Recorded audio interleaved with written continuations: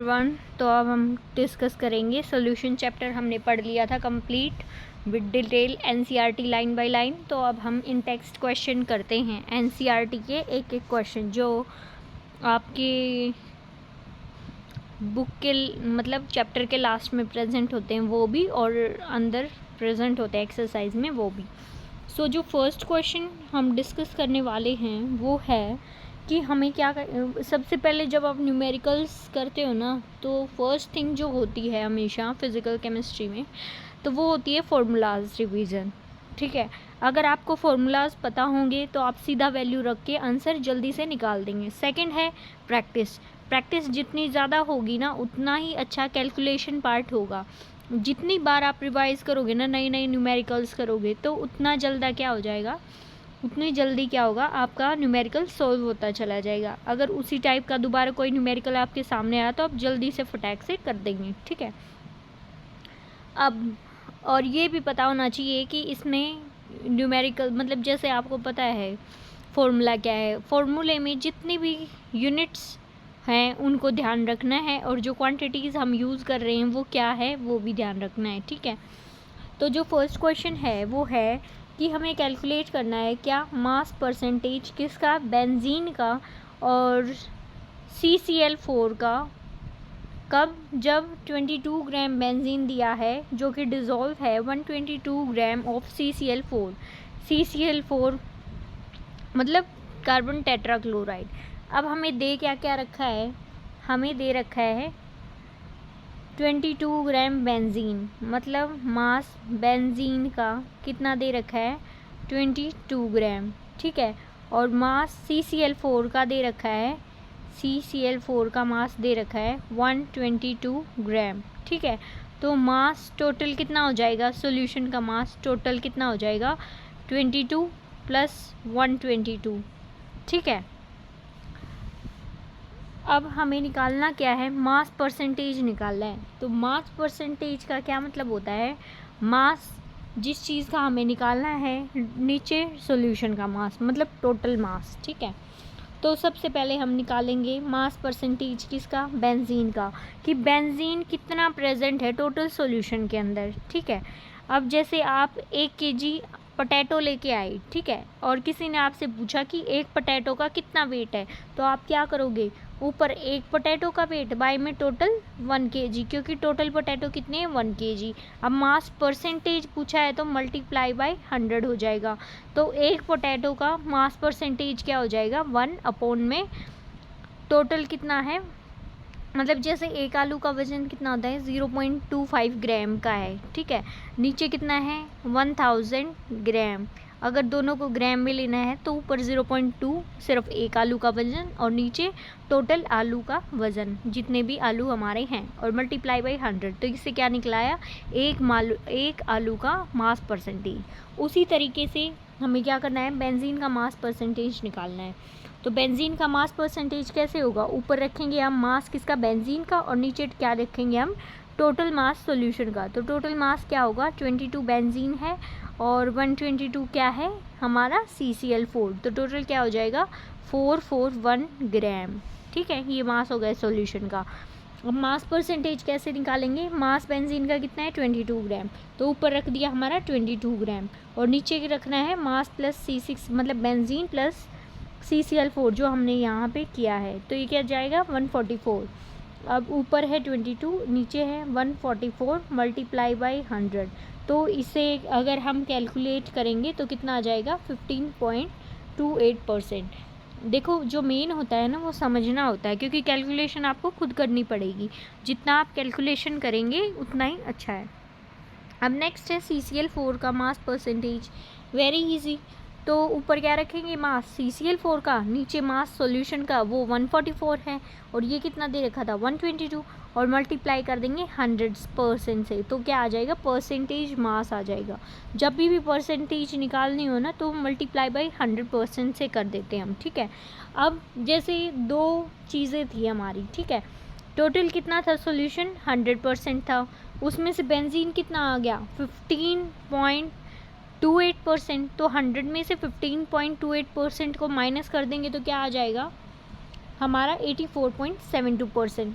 जो एक वैल्यू है हम उसे निकाल देंगे और फिर 100 में से माइनस करेंगे तो दूसरी वैल्यू आ जाएगी। ठीक है, तो ऐसे करना है ये न्यूमेरिकल।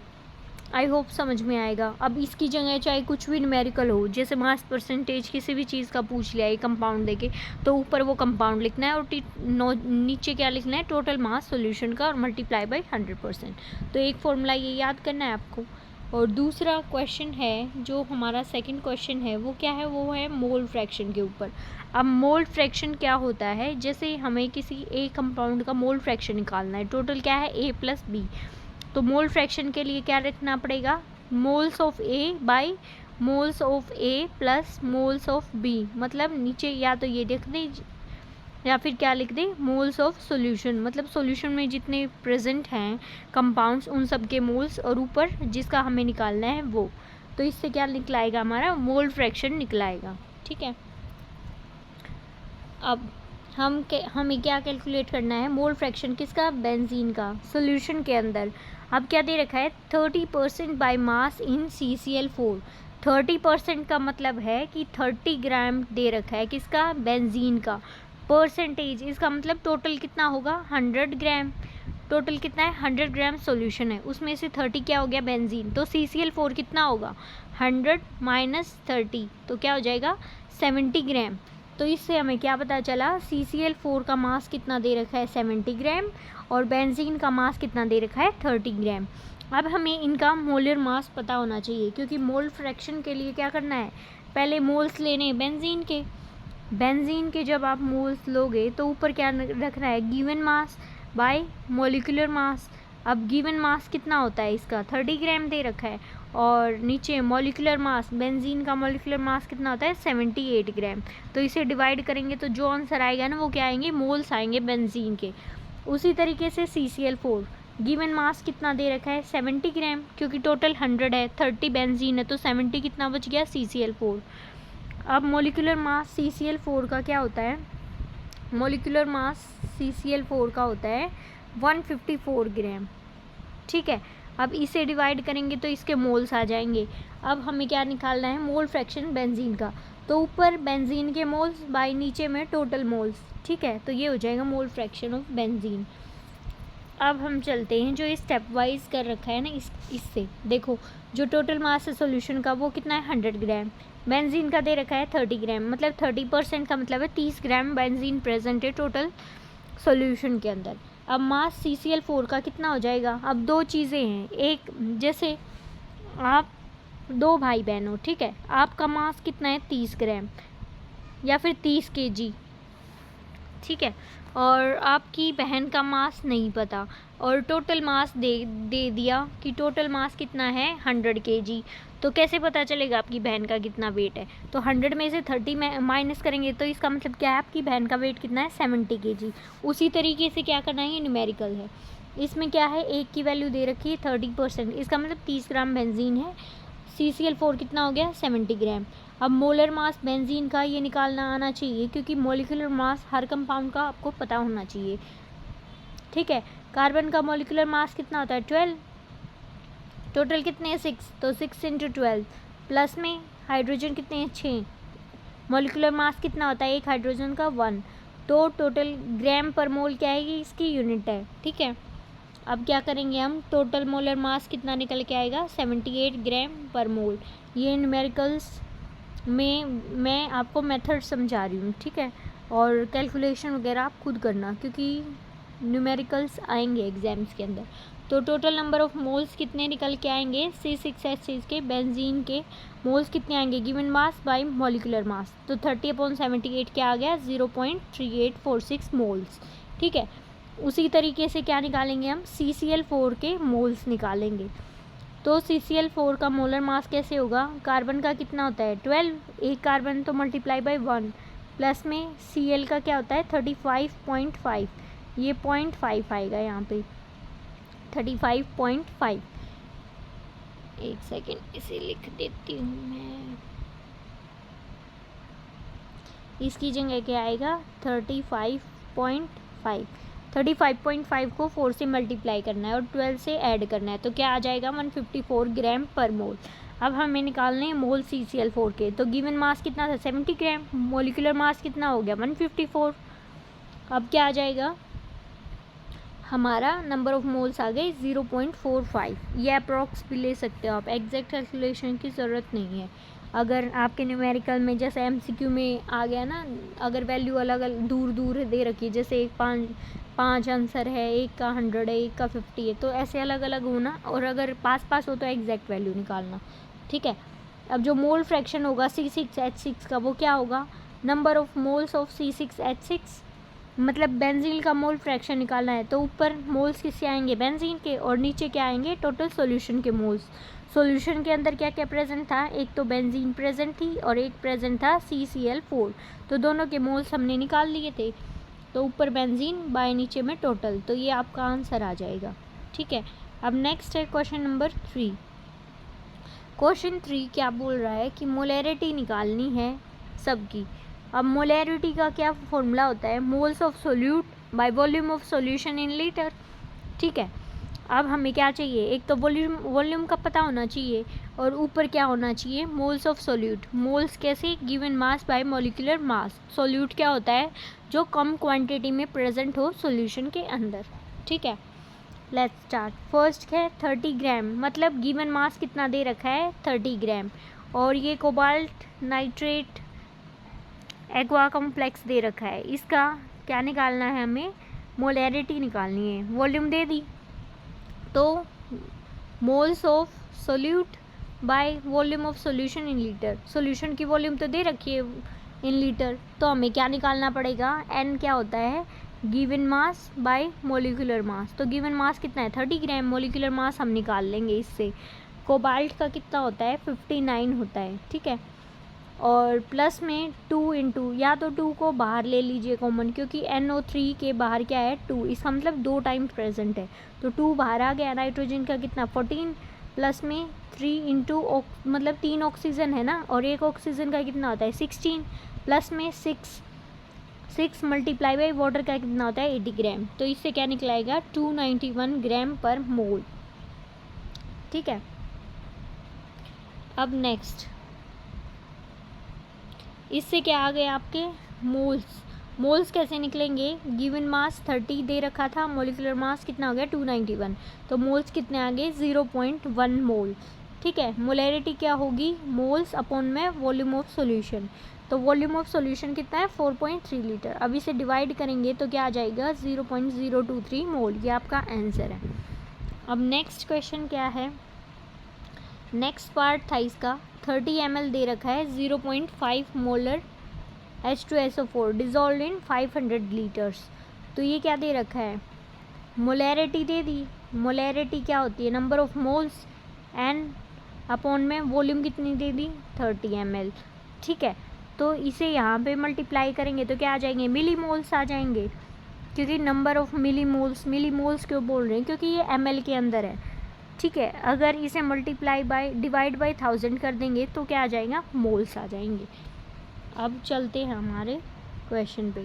अब देखो number of moles present in 1000 ml of 0.5 molar H2SO4, मतलब 1000 ml 0.5 H2SO4 के अंदर कितने हैं 0.5 मोल्स प्रेजेंट है।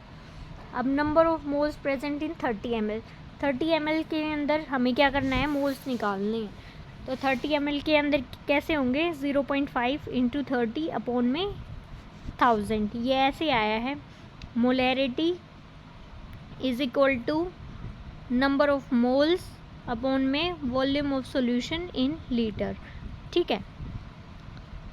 तो मोलैरिटी हमें कितनी दे रखी थी 0.5, एन हमें निकालना है। वॉल्यूम कितनी दे रखी थी, वॉल्यूम दे रखी थी 30 ml, तो 30 को अगर हम डिवाइड करेंगे 1000 से तो ये क्या आ जाएगी लीटर के अंदर। अब ये इस साइड मल्टीप्लाई में भेज दो। ठीक है। और नंबर ऑफ मोल्स कितने आ जाएंगे, वो आ जाएंगे 0.15 मोलर। ठीक है। तो मोलैरिटी कितनी आएगी, टोटल वॉल्यूम सॉल्यूशन की थी 0.5 लीटर, और मोल्स कितने निकाले 0.015, तो आंसर क्या आ गया 0.03 मोलर। ठीक है। ये आपका न्यूमेरिकल सॉल्व हुआ।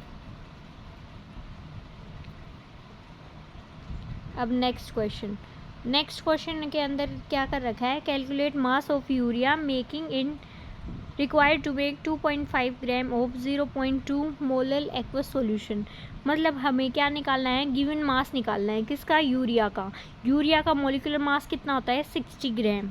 कुछ चीज़ें हैं जो याद करनी है, जैसे यूरिया का हो गया 60, ग्लूकोज का 180 हो गया, ठीक है, H2SO4 का 98 हो गया। तो ऐसे ही मतलब जो कॉमन आपके ये यूज़ हो रहे हैं ना एनसीईआरटी के जितने भी एग्जाम्पल है या फिर बाद में लास्ट के क्वेश्चन है, तो सब के अंदर जो मोलिकुलर मास निकालने दे रखे हैं उन्हें आप क्या करेंगे, खुद से निकालेंगे और एक पेज पे अलग से लिख लेंगे, क्योंकि एग्ज़ाम के अंदर रिपीट वही होते हैं, नया कुछ नहीं आता।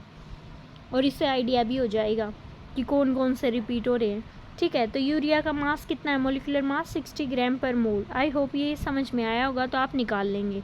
अब मोलैलिटी दे रखी है, मोलल दे रखा है नहीं, इसका मतलब मोलैलिटी क्या होती है, number of moles of solute by mass of solvent in KG. Solvent का मास किसमें, केजी के अंदर, ठीक है।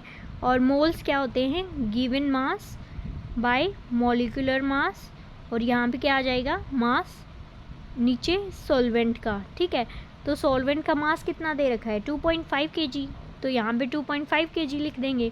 मॉलिक्यूलर मास यूरिया का कितना है 60 gram is equal to molal कितना दे रखा है 0.25 ग्राम। तो ये निकालना है, ये उस साइड ले जाके ऊपर मल्टीप्लाई में कर देंगे, ठीक है। तो ये तो था रफली जो मैंने आपको बताया। अब ये सॉल्यूशन देखो, फर्स्ट मोलर मास निकालना है, तो ये आ गया 60 ग्राम पर मोल। अब क्या दे रखा है, मोलल दे रखा है 0.25 मोलल एक्वस सॉल्यूशन का मतलब होता है 1000 ग्राम वाटर के अंदर क्या प्रेजेंट है, 0.25 मोल्स प्रेजेंट है, ठीक है। इसका मतलब कितना ग्राम दे रखा है, 15 ग्राम ऑफ यूरिया। अब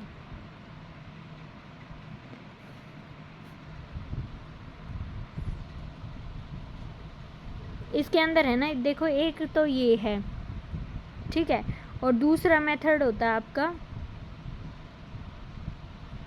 जो मैंने आपको बताया था। अगर ये फॉर्मूला नहीं लगाना, ये कंफ्यूजिंग हो रहा है, तो यहाँ पे सीधा लिखो 0.25 is equal to given mass कितना दे रखा है यूरिया का, निकालना है हमें, ठीक है।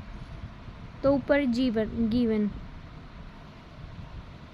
एक सेकंड स्पेस देखने को, यहाँ पे क्या लिखो आप 0.25 molal is equal to given mass by में मॉलिक्यूलर मास कितना हो गया 60 ग्राम।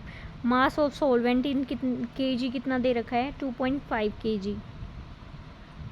तो इसे जब सॉल्व करोगे आप तो क्या आंसर आ जाएगा, मास ऑफ यूरिया कितना आ जाएगा, वो आ जाएगा जो यहाँ पे निकाल रखा है 37 ग्राम ऑफ यूरिया, ठीक है।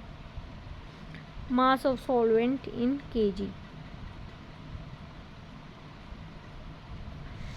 2.5 kg of 0.25 molar aqueous solution, sorry ये 2.5 क्या दे रखा है, ये सॉल्यूशन का दे रखा है। तो हम 15 ग्राम ऑफ यूरिया होगा, क्योंकि 0.25 इंटू 60 ग्राम, इससे कितना निकलाएगा 15 ग्राम ऑफ यूरिया। तो सॉल्यूशन 1000 प्लस 15 ग्राम, इसका मतलब 15 ग्राम यूरिया है। अब 2.5 kg के अंदर कितना होगा 36.95, तो मास ऑफ यूरिया कितना आ जाएगा 37 ग्राम। तो इसके अंदर क्या है, देखो यहाँ पे भी दे रखा है कि कुछ वेरिएशन है एनसीईआरटी के आंसर में, तो आप खुद से निकाल के देख लेना, ये वैल्यू फॉर्मूला पता चल गया। नेक्स्ट है 2.5 क्वेश्चन, इसके अंदर क्या निकालना है, मोलैरिटी, मोल फ्रैक्शन KI का, और दे क्या क्या क्या रखा है, डेंसिटी दे रखी है कितनी 1.2 ग्राम पर ml, और 20% mass by mass aqueous KI, इसका मतलब 20 ग्राम क्या होगा हमारा सोल्यूट होगा, और 80 ग्राम क्या होगा सॉल्वेंट होगा, ठीक है। मोलर मास KI का, K का मोलर मास 39, I का 127, तो ऐड होके क्या आ जाएगा 166 ग्राम पर मोल। 20% mass by mass aqueous solution का मतलब होता है KI मीन्स 20 ग्राम KI प्रेजेंट है 100 ग्राम सॉल्यूशन के अंदर। अब सॉल्वेंट कितना हो जाएगा 100 माइनस 20, तो 80 ग्राम सॉल्वेंट वाटर के अंदर है, एक्वस का मतलब वाटर प्रेजेंट है, तो तो मोलैलिटी कैसे होगी, mole of KI by mass of water. Molality क्या होती है, moles of solute by mass of solvent in kg। तो मास ऑफ सोलवेंट कितना है 80 ग्राम, मल्टीप्लाई डिवाइड बाय 100 कर देंगे तो क्या आ जाएगा 0.8 ग्राम। अब मोल्स KI के कैसे निकलेंगे, गिवन मास था 20, मोलर मास 166, तो ऐसे निकलाएंगे 20 बाई 166 मल्टीप्लाई बाई 0.08 ठीक है। तो इसे सॉल्व करोगे तो क्या आंसर आ जाएगा 1.5 मोलर। ठीक है, मोलैलिटी निकली है ये। नेक्स्ट था मोलैरिटी निकालनी है, तो मोलैरिटी कैसे निकालेंगे, डेंसिटी दे रखी है तो वॉल्यूम कैसे आ जाएगी, mass by density, density is equal to mass by volume. तो डेंसिटी नीचे दे रखी है, मास दे रखा है तो वॉल्यूम निकलाएगी। तो वॉल्यूम कैसे होगी, मास कितना है सॉल्यूशन का 100 ग्राम, डेंसिटी कितनी है सॉल्यूशन की 1.202 ग्राम पर ml। तो इससे क्या आ गई, वॉल्यूम आ गई ml के अंदर। अब लीटर के अंदर करना है तो 10-3 से मल्टीप्लाई या फिर 1000 से डिवाइड, बात एक ही है।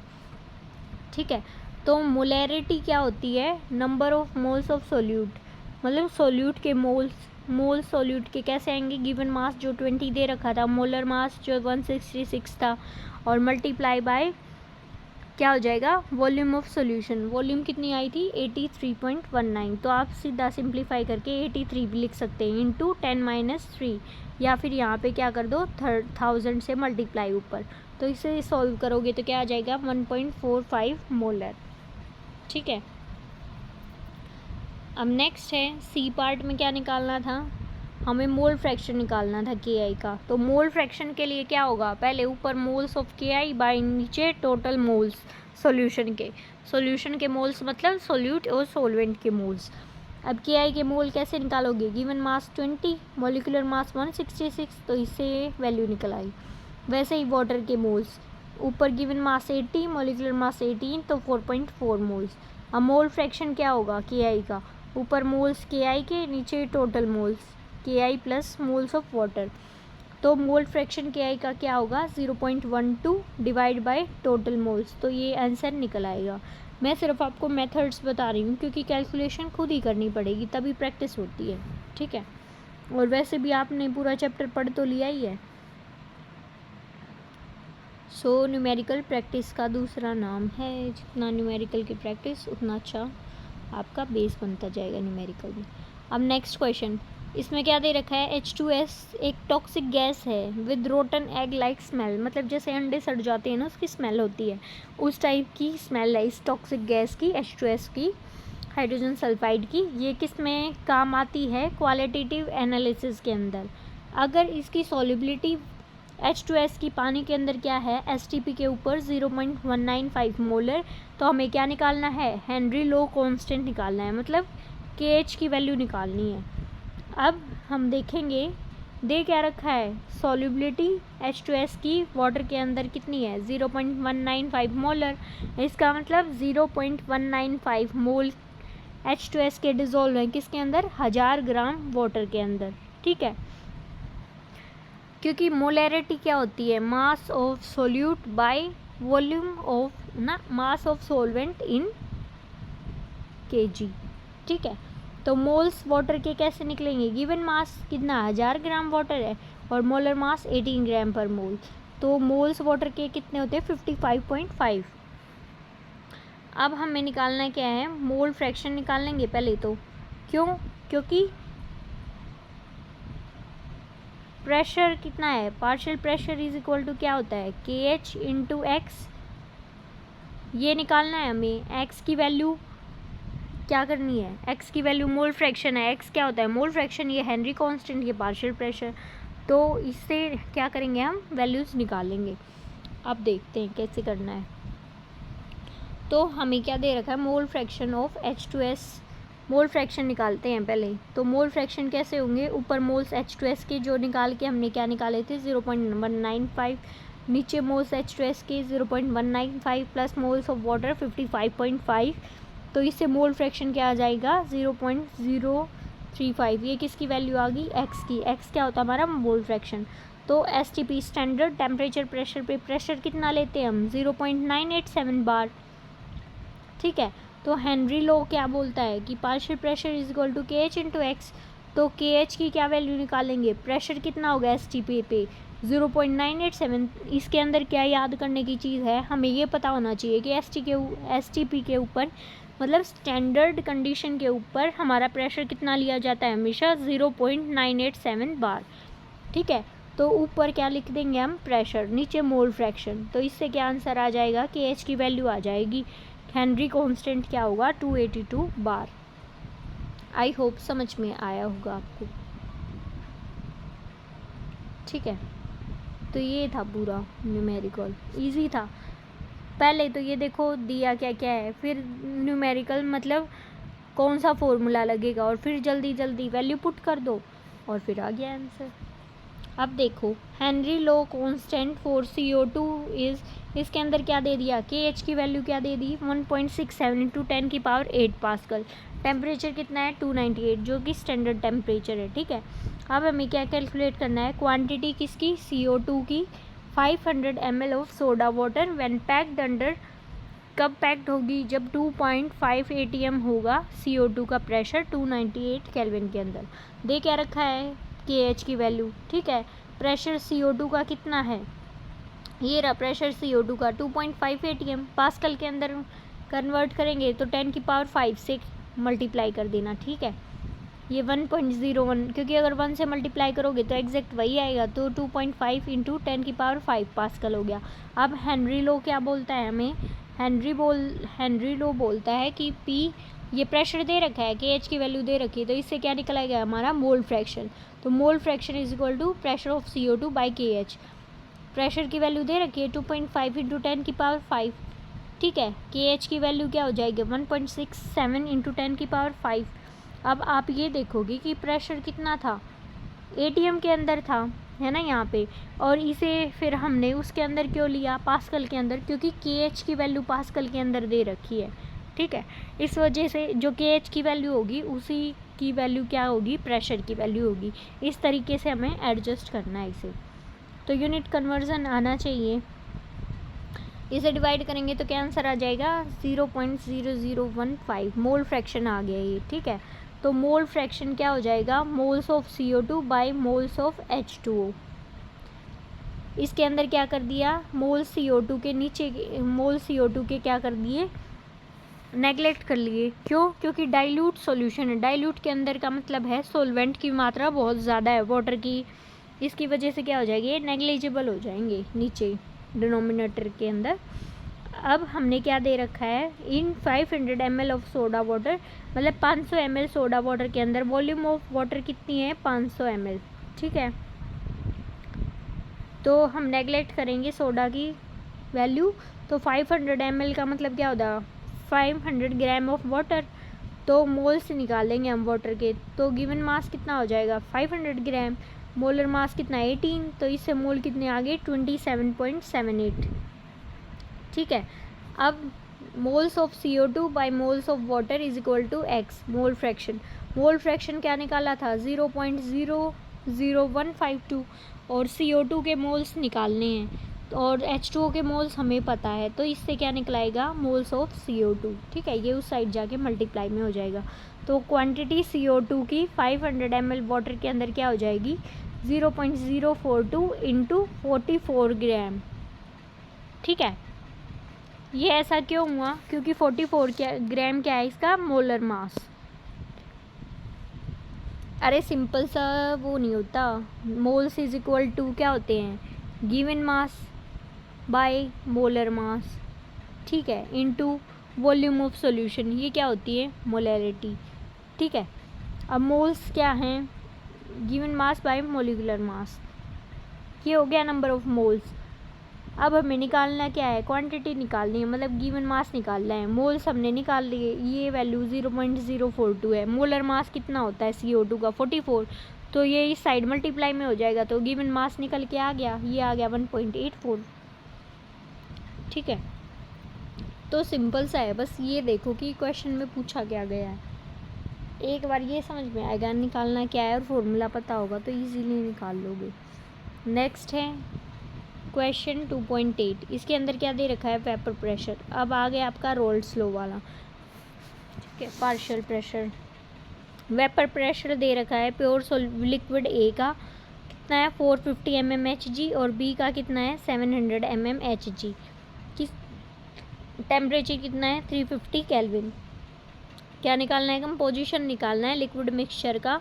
अगर टोटल वेपर प्रेशर कितना है 600 mmHg, मतलब पी टोटल दे रहा है, पी टोटल कितना है 600 mmHg। और कंपोजिशन निकालनी है वेपर फेज के अंदर भी, ठीक है। तो पी नोट ए कितना दे रखा है, मतलब प्योर सोल्यूट, मतलब ए का प्योर प्रेशर कितना दे रखा है 450 mmHg। प्योर बी का प्रेशर कितना दे रखा है 700 mmHg और टोटल प्रेशर कितना दे रखा है 600 mmHg।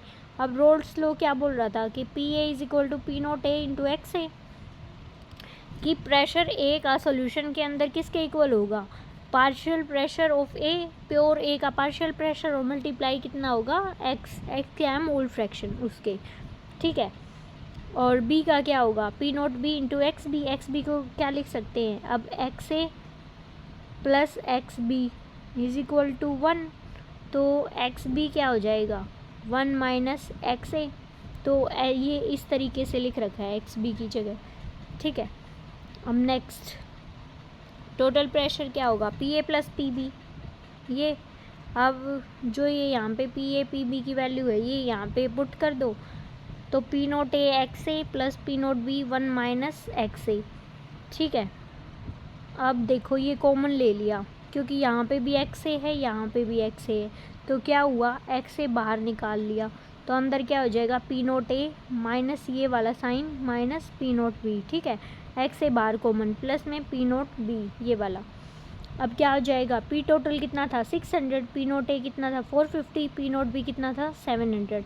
एक्स ए हमें निकालना है और पी नोट बी कितना है 700, ठीक है। तो ये क्या हो गया, इसकी वैल्यू अगर आप सॉल्व करोगे ये 700 उस साइड किस में जाएगा माइनस में, तो 600 माइनस 700 कितना हो जाएगा -100। ये यहाँ पे -100 इसलिए लिखा हुआ है, ठीक है। अब ये -250 एक्स ए क्यों लिखा हुआ है, 450 को आप माइनस करोगे 700 के अंदर से तो क्या आ जाएगा 250। माइनस साइन क्यों आया, क्योंकि 700 बड़ा है और उसके सामने क्या है माइनस साइन है, इस वजह से। तो इससे क्या वैल्यू निकल के आ गई एक्स ए, मतलब मोल फ्रैक्शन एक्स ए का निकल के आ गया 0.4 मोल्स। अब एक्स बी कितना हो जाएगा 1 माइनस एक्स ए, टोटल कितना था 1, तो 1 माइनस 0.4, तो एक्स बी की वैल्यू क्या हो जाएगी 0.6, ठीक है। ये आ गई। अब हमें निकालना क्या है P A, partial pressure of A निकालना है ना सॉल्यूशन के अंदर, तो P nought A X A, तो पी ए की वैल्यू पी नोट ए की वैल्यू क्या थी 450, मोल्स निकला है एक्स ए के कितने थे 0.4 जो यहाँ पे निकले, तो पी ए क्या हो गया 180 mmHg। उसी तरीके से हम निकालेंगे P note B X B multiply करके क्या आ जाएगा पी बी की वैल्यू, मतलब प्रेशर बी का सॉल्यूशन के अंदर कितना होगा। तो partial pressure B pure B का 700 दे रखा था, एक्स बी कितना निकाल दिया ये 0.6, तो इससे क्या आ गया पी बी की वैल्यू आ गई 420 mm ऑफ Hg। ये तो क्या था नॉर्मल वाटर फेज़ के अंदर। अब हमें अगर पूछे वेपर फेज़ के अंदर निकालना है तो मोल फ्रैक्शन लिक्विड ए का क्या होगा partial pressure of A upon में टोटल पार्शियल प्रेशर। तो ऊपर ए का प्रेशर कितना था 180 डिवाइड बाई 180 प्लस 420, जो प्रेशर ए और बी का ये पी ए और पी बी की वैल्यू आई है ना उसे रखना है यहाँ पे, पी नोट ए और पी नोट बी की वैल्यू मत रखना, क्वेश्चन गलत हो जाएगा। वेपर फेज़ का मतलब होता है कि P A by P A plus P B, अगर किसकी निकालनी हो ए की लिक्विड ए के मोल फ्रैक्शन निकालने हो तो वेपर फेज़ के अंदर, ठीक है। क्योंकि वेपर फेज़ के अंदर सोल्यूट के भी मोल्स होंगे और सोलवेंट के भी मोल्स होंगे, ठीक है। तो mole fraction of liquid A कैसे आएगा, प्रेशर ऑफ ए जो ऊपर निकाला था 180 बाई 180 प्लस 420, 180 को डिवाइड करेंगे 600 से तो 0.30, अब 1 माइनस 0.3 हो जाएगा, एक्स बी की वैल्यू क्या होगी 0.7 मोल्स, तो ये आंसर निकल के आ गया, ठीक है। Next question 2.9। इसमें क्या दे रखा है, वेपर फेज दे रखा है प्योर वाटर का 298 केल्विन पे कितना है 23.8 mmHg। ठीक है, प्योर वाटर का इसका मतलब पी नोट की वैल्यू दिखा रखी है वाटर की, वो कितनी होगी 23.8 mmHg। 50 ग्राम यूरिया ले रखा है, यूरिया का मोलिकुलर मास कितना था 60 ग्राम, याद कर लेना ये तो। डिज़ोल्व किसके अंदर है 850 ग्राम ऑफ वाटर। ठीक है, मोल वेपर प्रेशर वाटर का निकालना है इस सॉल्यूशन के लिए, and it's lowering relative lowering भी निकालना है और वेपर प्रेशर ऑफ वाटर भी निकालना है। ठीक है, तो पी नोट 1 कितना दे रखा है 23.8 mmHg, जो ये यहाँ पे दे रखा है 23.8। अब वेट वाटर का कितना दे रखा है 850 ग्राम, यहाँ पे जो लिख रखा है डिज़ोल्व इन 850। ठीक है, अब वेट ऑफ यूरिया कितना है 50 ग्राम, जो यहाँ पे दे रखा है, मतलब सोल्यूट कितना दे रखा है 50 ग्राम और सोलवेंट कितना है 850। सोलवेंट क्या है जो ज़्यादा क्वांटिटी में हो, अब वाटर क्या है ज़्यादा क्वांटिटी 850 ग्राम है। ठीक है, मोलिकुलर वेट वाटर का 18 ग्राम पर मोल, यूरिया का 60 ग्राम पर मोल। अब जो मेन चीज़ है, रोल्स लॉ ने क्या बोला था कि P01 minus P1 upon P01। ठीक है, ये क्या है, इसे आप ऐसे भी लिख सकते हो, P0 क्या था, ये क्या है सोल्यूट, प्लस माइनस क्या करना है P सॉल्यूशन बाय में P0 सोल्यूट। ठीक है, और वो किसके इक्वल हो जाएगा मोल फ्रैक्शन ऑफ सोल्यूट के। अब इनकी वैल्यू जो ऊपर लिखी गई थी, वो P01 की वैल्यू कितनी है, वेपर प्रेशर ऑफ सॉल्वेंट कितना लिखा गया था सॉल्वेंट, हाँ यहाँ पे क्या आएगा ये सॉल्वेंट आएगा, क्योंकि पहले क्या था सिर्फ सॉल्वेंट था वाटर, उसके अंदर क्या मिला दिया यूरिया मिला दिया, तो क्या हो गया वो सॉल्यूशन हो गया। ठीक है, तो सॉल्वेंट माइनस में P सॉल्यूशन, क्योंकि प्रेशर सॉल्वेंट का क्या होता है ज़्यादा होता है सॉल्यूशन से, इसलिए क्या किया है सॉल्वेंट से किसका प्रेशर माइनस किया है सॉल्यूशन का माइनस किया है। ये रोल्स लॉ के अंदर आपने डिफाइन भी किया होगा, तो इससे क्या आ जाएगा हमारे पास ये फॉर्मूला आ जाएगा। N2 का मतलब होता है, N2 होते हैं moles of solute, moles of solute क्या होंगे 50 अपॉन में 60। ठीक है, सोल्यूट क्या था हमारा यूरिया, तो यूरिया के मोल क्या हो जाएंगे गिवन मास 50 मोलिकुलर मास 60। और वाटर के कैसे आएंगे मोल्स, वाटर के मोल्स आएंगे given mass 850 divide by molecular mass कितना हो जाएगा 18 ग्राम। ठीक है, तो ये ऐसे कैलकुलेट होगा, जो ये N2 upon N1 plus N2।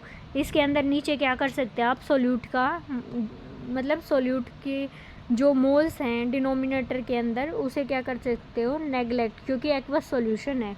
तो यहाँ पे ये फॉर्मूला भी लिखा जा सकता है कि P01 माइनस P1 सॉल्वेंट का प्रेशर माइनस टोटल सॉल्यूशन का प्रेशर बाय P01 सॉल्वेंट का pressure is equal to N2 upon में N1।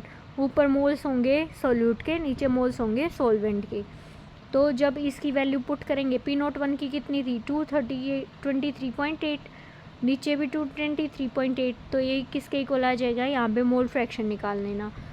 तो ये सिंपल है क्वेश्चन, अगर आप इसे सॉल्व करोगे तो इजीली आंसर आ जाएगा। ठीक है, तो हमें क्या निकालना था वेपर प्रेशर निकालना था गिवन सॉल्यूशन में, तो वो क्या आ गया 0.0173। P01 कितनी है 23.4 mm ऑफ Hg। तो 10th क्वेश्चन क्या है, 10th क्वेश्चन क्या है, अब आ गया आपका एलिवेशन इन बॉइलिंग पॉइंट से। तो एलिवेशन इन बॉइलिंग पॉइंट के अंदर क्या फॉर्मूला होता है, एक तो delta TB is equal to TB into M, TB नहीं KB क्या होता है मोलर एलिवेशन कांस्टेंट। ठीक है, या फिर इब्लियोस्कोपिक कांस्टेंट KB की वैल्यू। अब मोलैलिटी वो, तो ये फॉर्मूले याद करने हैं आपको। ठीक है, तो यहाँ तक ये क्वेश्चन हमारा लास्ट करते हैं, बाकी 10 क्वेश्चन हो जाएंगे, उसके बाद नेक्स्ट वीडियो के अंदर हम कंटिन्यू करेंगे इसको। क्या दे रखा है boiling point of water at 2750 mmHg, मतलब प्रेशर दे रखा है किसका वाटर का 750 mmHg। अब क्या दे रखा, बॉइलिंग पॉइंट दे रखा है 99.63 डिग्री सेल्सियस। ठीक है। How much sucrose is to be added, मतलब कितना सुक्रोज ऐड करना चाहिए 500 ग्राम ऑफ वाटर के अंदर, इस तरीके से कि वो बॉईल करने लग जाए 100 डिग्री सेल्सियस के ऊपर। अब मोलर एलिवेशन कांस्टेंट क्या होगा, मोलर एलिवेशन कांस्टेंट का मतलब है Kb की वैल्यू दे रखी है 0.52 केल्विन Kg पर मोल। ठीक है। तो अब क्या निकालते हैं हम, डेल्टा Tb। डेल्टा Tb की वैल्यू क्या आएगी, अब इसे क्या है, क्योंकि ये चेंज है तो इसे आप सीधा भी लिख सकते हो 100 माइनस 99.63। ठीक है। तो क्या आंसर आ जाएगा 0.37 केल्विन। अब मास ऑफ वाटर कितना है 500 ग्राम, क्योंकि अगर दोनों साइड 273 ऐड करोगे तो माइनस तो सेम वही हो रहा है ना, 100 में से 99.63। इस वजह से चेंज के अंदर आप सीधा भी कर सकते हो बिना वैल्यू को डिग्री सेल्सियस से केल्विन में चेंज किए। Mass of water 500 gram, molar mass sucrose का कितना होगा 342 ग्राम। Kb की वैल्यू दे रखी है 0.52 केल्विन Kg पर मोल। अब डेल्टा Tb की ये फॉर्मूला याद करना है। ठीक है, क्योंकि क्वेश्चन बार बार इसी से पूछेंगे, कभी W2 की वैल्यू पूछ ली, कभी डेल्टा Tb की वैल्यू पूछ ली, कभी पूछ लिया मोलर मास किसका, सोल्यूट का। तो ये फॉर्मूला मेन है, इसे याद करना। ठीक है। तो W2 की वैल्यू पूछ रखी है, अब मतलब सोल्यूट का वेट पूछ रखा है कि कितना वेट होगा। तो डेल्टा Tb क्या निकाला था हमने, अभी ये निकाला था 0.37, तो इसकी वैल्यू रख दी। मोलिकुलर वेट किसका, सोल्यूट का, सोल्यूट क्या था हमारा सुक्रोज, तो ये कितनी होगी 342। ठीक है। Multiply by 500। 500 क्यों, क्योंकि वेट ऑफ क्या लिखना है, सोलवेंट। वेट ऑफ सोलवेंट कितना है 500, डिवाइड बाय क्या होगा Kb। Kb क्या होता है, एलिवेशन इन बॉइलिंग पॉइंट का कांस्टेंट। ठीक है। मोलर एलिवेशन कांस्टेंट 0.52 और मल्टीप्लाई बाय 1000, क्योंकि ये फॉर्मूले के अंदर है। अब इसकी वैल्यू कितनी निकल के आगे 122.67 ग्राम। मतलब ये क्या होगा कि मास कितना होना चाहिए सोल्यूट का, सॉल्वेंट का, वो होगा 121.67। जो मेन पॉइंट है फिजिकल केमिस्ट्री के अंदर, वो आपको क्या आने चाहिए, फॉर्मूलाज आने चाहिए। न्यूमेरिकल बिल्कुल इजी है। तो आगे के क्वेश्चन करेंगे नेक्स्ट वीडियो के अंदर। Thank you.